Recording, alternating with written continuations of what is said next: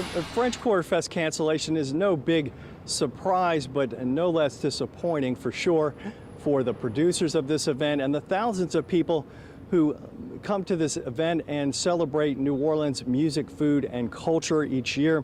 And organizers reached the conclusion that with the pandemic raging again in the city, now is not the time to stage an event of this magnitude.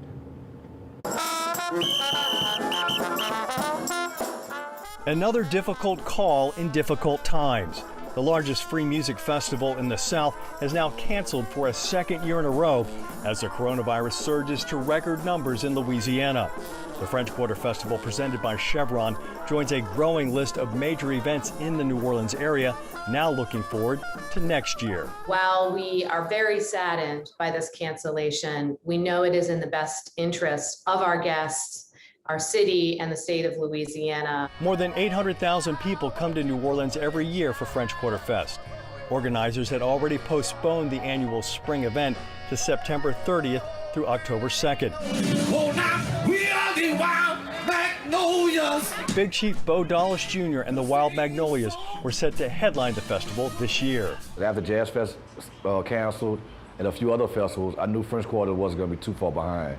And it was a hurtful feeling because that's like one of my favorites I love to play every year. Dallas agrees French Quarter Fest made the right decision given how quickly the Delta variant of the coronavirus is now spreading. If one person would have had it, that would have affected the whole crowd. And that would have been a real travesty because people have been dying or sick or anything. The Jazz Museum at the old U.S. Mint anchors the Esplanade Avenue side of French Quarter Fest with 2 stages. Museum Director Greg Lambuzzi says COVID has dealt another major blow to the city's cultural economy. These are events that we look forward to all year long, not only because they're fun, but because they bring visitation in. It helps increase awareness about the museum.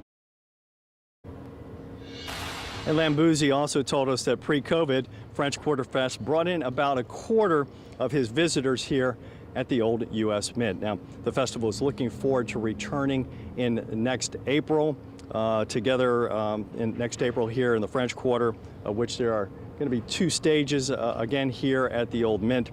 And Chevron has announced that it will provide relief payments to roughly 1,500 musicians and gig workers who now lost work because this festival is being canceled.